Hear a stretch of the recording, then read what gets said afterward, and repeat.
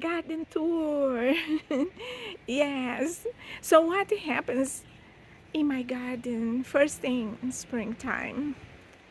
We have to deal with the prunings. That's the first task we have to do in springtime. And we have been at it already.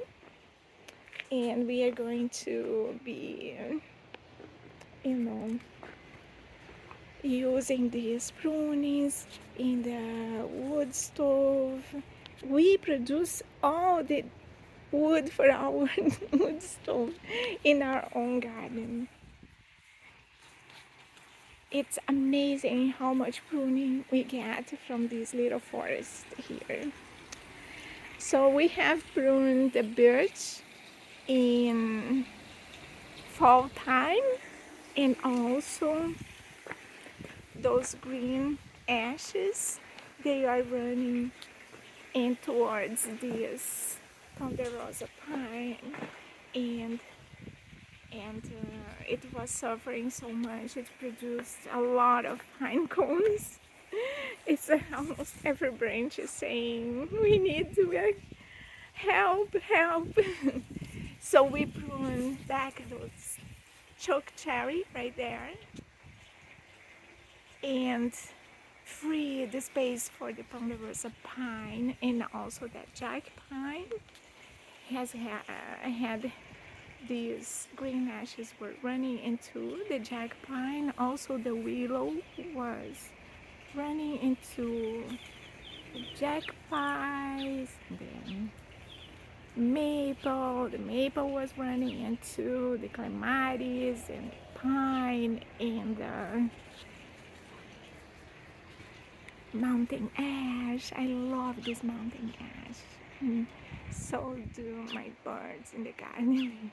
Love it because, yes, it produces the flowers and then the berries. Yeah. Where are they? I have lots of chickadees. They are difficult to film, believe me, and believe your ears, they are there.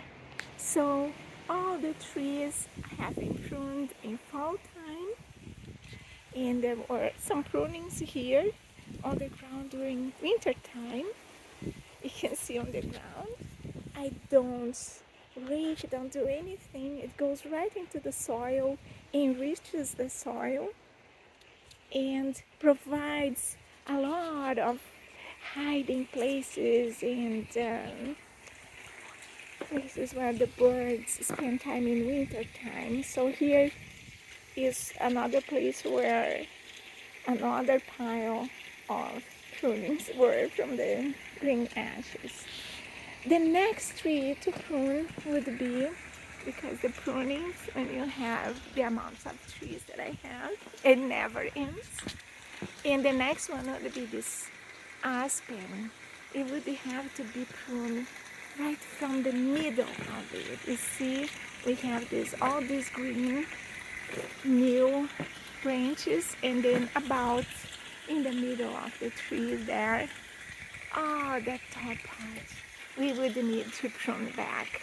But that is something for the fall time, because we have to deal with the prunings that we have right now, and then the next tasks that we have to do. So the secret to what a low maintenance garden, and a garden that you can enjoy and not to be completely stressed over it, is to do things in a rotation scheme. So last year I did the birch.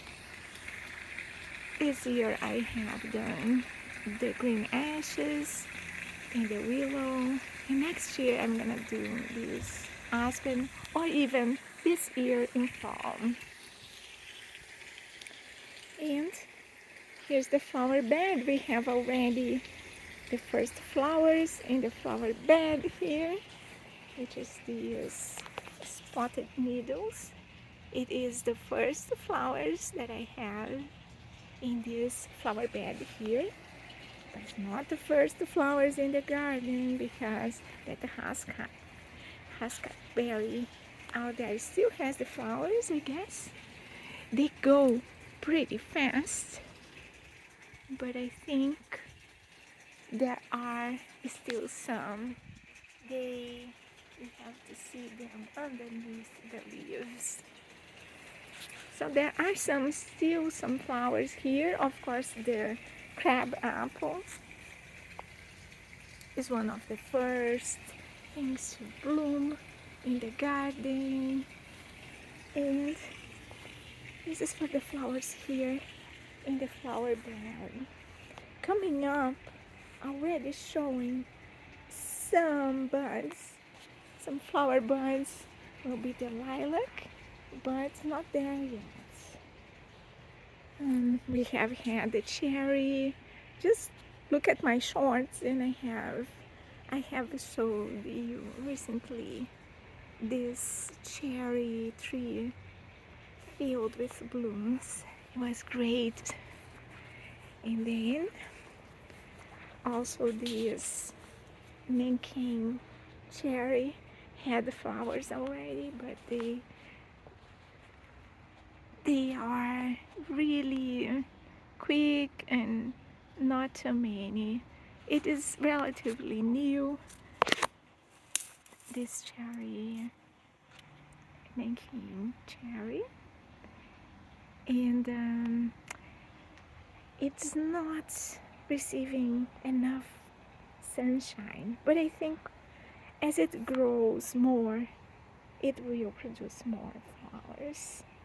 This is still a little bit of remnant of the hydrangea flowers from last year, and already the clematis is bringing us the first blooms, and the bees are really happy about it. So am I. They're so beautiful, and I'm always propagating my clematis, and so that's why I got so much of it. And here is my nursery. I'm gonna show you.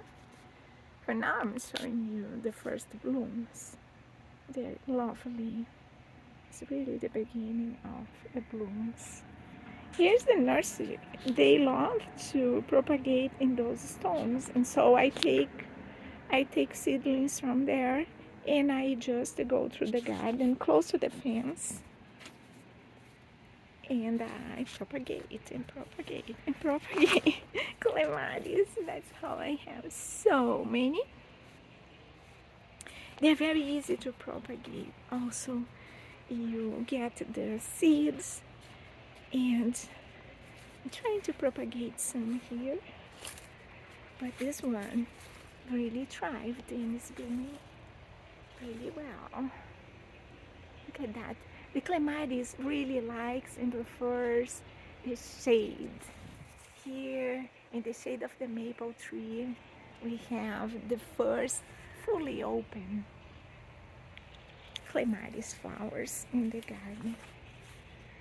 And so this is a quick garden tour for you, early spring. I hope you have enjoyed. Don't forget to subscribe, like, comment something, leave me some hearts. Leave me some little hearts, and I will be happy. And be well, be safe, and I will see you in the next video. Ciao.